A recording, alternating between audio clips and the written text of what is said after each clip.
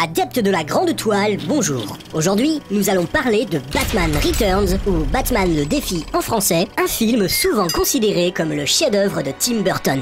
Bruce Wayne continue de faire régner l'ordre à Gotham City sous le masque de Batman. Mais il sera confronté à deux nouveaux adversaires aussi ambigus que lui, le Pingouin et Catwoman. Après le succès du premier épisode, Tim Burton eut une liberté totale de la part des studios. Mais plutôt que de refaire un film de héros costumés qui donne dans la surenchère, il va réaliser une œuvre sombre et pessimiste avec des personnages complètement schizophrènes. Dans cet opus, il n'y a pas de méchant aussi identifiable que le terrible Joker du premier Batman. Non, ici c'est beaucoup plus ambigu. La preuve, le Pingouin fut abandonné à sa naissance par ses parents et ne rêve que de reconnaissance. Mais ce manque d'affection lui vaudra de se faire manipuler par des êtres sans scrupules. Selina Kyle était une secrétaire coincée et complexée, mais elle renaîtra en Catwoman après avoir été laissée pour morte et va tout mettre en œuvre pour punir ceux qui ont tenté de l'assassiner. Mais n'allez pas croire que notre chauve-souris est forcément plus équilibrée sous son masque. Rongé par la mort de ses parents et par son désir de vengeance, Bruce Wayne n'a qu'une vision manichéenne du monde qui l'entoure. Les personnages sont donc tous sur un pied d'égalité. Ce ne sont pas des héros, mais des monstres, des êtres marginaux qui se cherchent une place dans un monde cruel.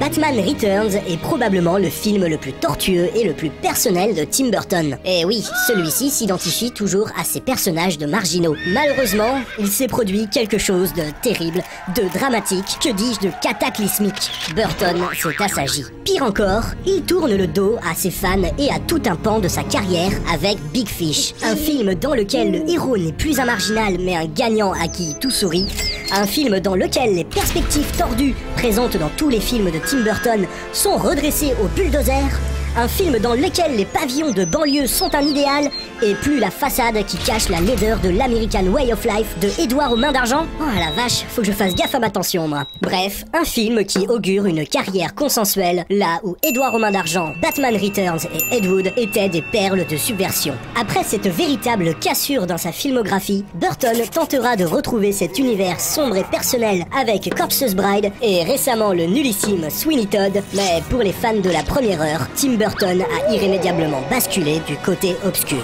Voilà, c'est tout pour aujourd'hui, à bientôt pour de nouvelles aventures.